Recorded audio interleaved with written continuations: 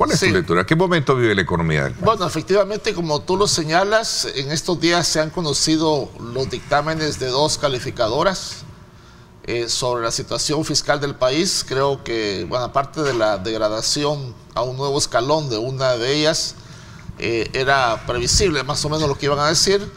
Y también ha salido ya la oferta oficial del gobierno de la recompra de los bonos con vencimiento al 2023 y 2025. Según el anuncio oficial, los tenedores de esos bonos que quisieran aprovechar esa posibilidad tienen hasta mañana al mediodía para decidir si los venden o no al precio que el gobierno ha ofrecido. Y me parece que, según también lo que se dijo en el comunicado oficial, el 22 se realizaría la liquidación dependiendo de las ofertas. Así que estamos todavía a la espera de ver cuál es la respuesta de los inversionistas. Pero lo que tú dices, la influencia de la economía global y particularmente de Estados Unidos es muy importante. Estados Unidos está en un proceso de desaceleración económica. La economía de Estados Unidos los 2 primeros trimestres tuvo variación negativa, lo cual técnicamente se considera una recesión, y las proyecciones del Fondo Monetario, las últimas, son que el próximo año crecería 1%, si es que no hay un ajuste a la baja en lo que resta de este año. Y eso nos pega a nosotros. Ya se está notando en una desaceleración de las remesas y de las exportaciones. Aunque las remesas siguen creciendo y también las exportaciones ya no es a la tasa que estaban creciendo anteriormente. Entonces eso, lo que acontece fuera, definitivamente nos pega. El bono del 2023 estaba cotizando al 70% de su valor y el del 2025 a 50% de su valor. Entonces, aprovechando que los precios de los bonos estaban tan bajos por desconfianza de los mercados sobre la capacidad de pago del gobierno, el gobierno hace esa jugada de decir, bueno, les recompro los bonos. Y entonces lanza la oferta, que podría, en el mejor de los casos, haber generado un ahorro de unos 800 millones de dólares. Lo que pasa es que a raíz de la oferta, el precio de los bonos ha subido. Y con los precios actuales que está ofreciendo el gobierno, ya el ahorro no sería tan sustancial. El someternos a una recompra, pregunta un televidente, ¿es porque realmente en el país no hay dinero? ¿Se puede agarrar de dinero para de alguna manera colocarlo? Él relaciona el tema de las pensiones. No sé si esto tiene cierta vinculación. Bueno, estos 360 millones que el gobierno ha dicho que es el monto del que dispone, digamos, o el que va a ocupar para la recompra, coinciden con el valor de mercados de los 275 millones de derechos especiales de giro que el Fondo Monetario le dio al gobierno en agosto del año pasado. 275 millones en derechos especiales de giro, al tipo de cambio de dólares por derechos especiales de giro son 360 millones más o menos, que eso es lo que el gobierno ha dicho que es lo que está dispuesto a poner para la recompra. El presidente, en el marco de, y este es un elemento también esencial que ha generado muchas inquietudes, no solo a nivel nacional, sino que también a nivel internacional, ha despertado muchas pasiones, ¿no? El tema de su decisión de buscar una reelección para un segundo periodo. ¿Cuál es tu lectura desde el punto de vista del impacto que esto tiene frente al estado real de una economía como la nuestra? Yo creo que los agentes económicos internos y externos ya de alguna manera daban por descontado eso. O sea, la mayoría. Sí. Yo creo que ya se veía venir y no ha habido, digamos, una sorpresa o una gran sorpresa, excepto en ciertos grupos, ¿verdad? Pero la mayoría no ha sido sorprendida, ¿verdad? Claro, yo estoy de acuerdo que nuestra Constitución es bastante clara en que no se puede, pero ahí es donde viene mi cosa. Bueno, la Constitución que viene de hace 150 años en ese precepto, ¿responde a la voluntad del pueblo ahora? No. Y si el pueblo quiere reelección, hay que darle la oportunidad de que decida si se reelige o no. Como economista, tu invitado considera que la reelección va a ser un elemento positivo para crecer. Bueno, yo pienso que al presidente le va a tocar un segundo periodo más difícil que el actual, fiscalmente. Si es reelecto si por el es soberano. reelecto, porque el acceso a los mercados internacionales está cerrado, no porque El Salvador no pueda salir a emitir deuda, sino por las tasas de interés. Creo que el escenario fiscal del actual gobierno es diferente de los escenarios fiscales de los gobiernos anteriores. Todos los gobiernos anteriores tenían todavía acceso al mercado internacional para refinanciar deuda, ahora ya no.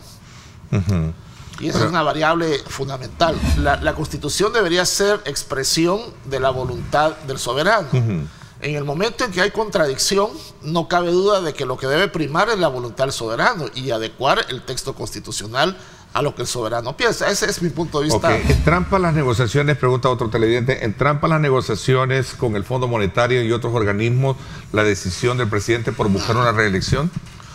Yo pensaría que eso no. Pensaría que el tema con el fondo está en el ajuste fiscal que hay que hacer, en los temas de transparencia, anticorrupción, en esos temas, no en el tema de la reelección. Yo creo que eso para el Fondo Monetario, incluso si la reelección le diera al presidente mayor poder para una negociación con el fondo, sería hasta beneficioso.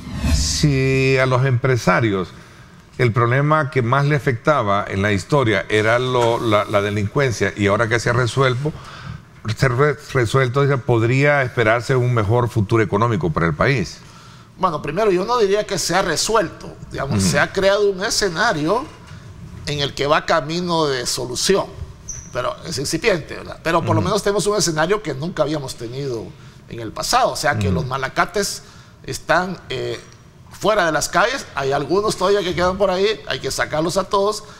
Ese es un escenario que no se había dado en el pasado. Y los homicidios ahora sí, no por pacto de pandillas, sino porque realmente los pandilleros están encerrados, los homicidios han caído y aparentemente las extorsiones están cayendo también. Entonces es un nuevo escenario que no había antes. En el caso muy en particular, la economía del país al año que está por concluir, estamos hablando de que, dice acá, no sé si quiere decir porque no lo escribe bien, estamos hablando, aquí creo que aquí aterriza, estamos hablando de que va a cerrar con un buen hit la economía.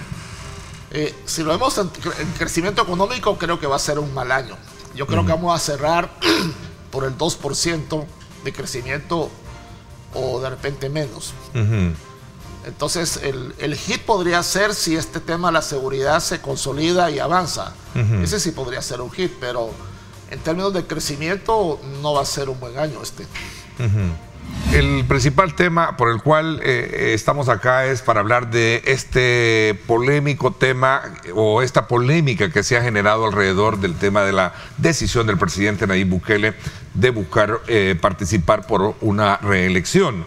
Y tú me decías que a esto le antecede una parte histórica que es bueno para poderla, digamos, enfocar como tal.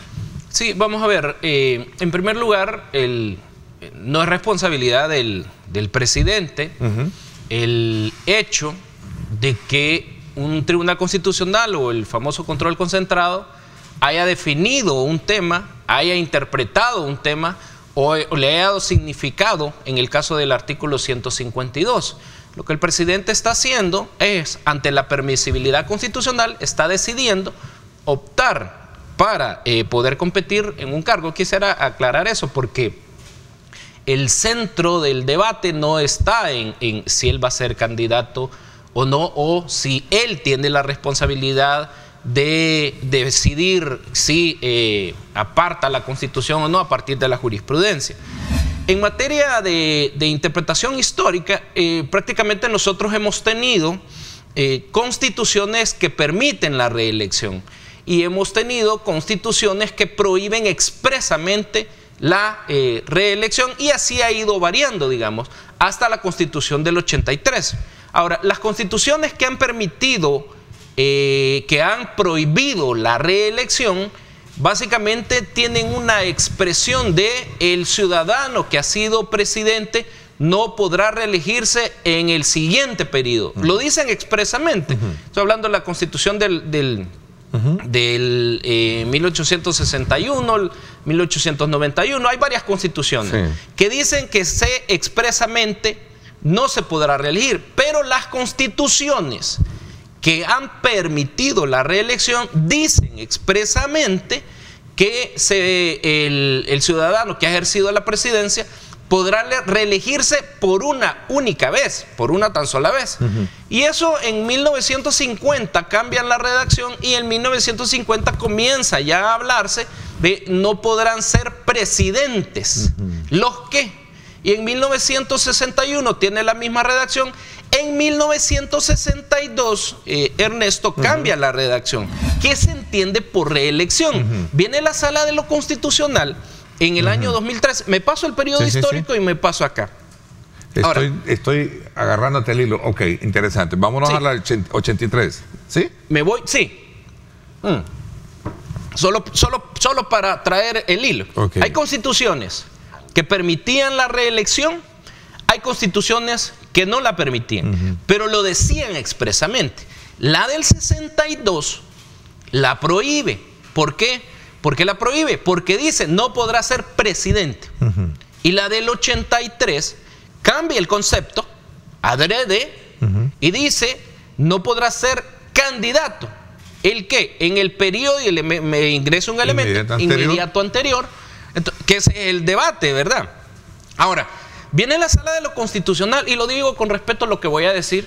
Hay muchos que dicen, es claro esto y la reelección no es permitida a partir de los artículos que te digo, pero dice la Sala de lo Constitucional en el año 2013, la sala que le denominaban la Sala de los Magníficos, hay muchos que le denominan así.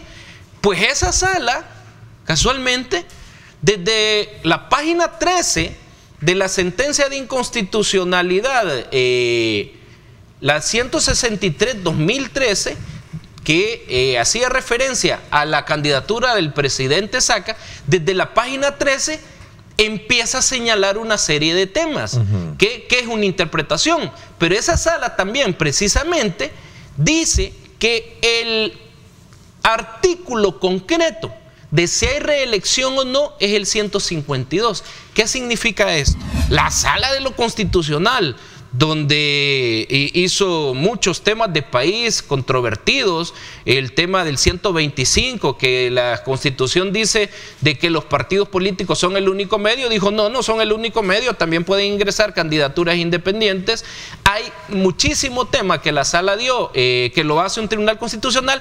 Aquí tiene tanta duda y dice, ese artículo está tan ambiguo que el legislador constituyente termina diciendo, no quiso decir eso, pero al final dice, el legislador constituyente sí se le puede dar el elemento que la prohibición está en que no haya sido presidente, y yo te lo leí. Por eso el debate constitucional debe ser alrededor de las dos sentencias. Si esta sentencia te dice, sí, la prohibición está en que no haya sido presidente, y al final termina diciendo que la prohibición es de 10 años sin justificarla mucho. Ahorita te pregunto, el tema de la legitimidad. Termino con esto si quieres y yo entro a eso. Bueno.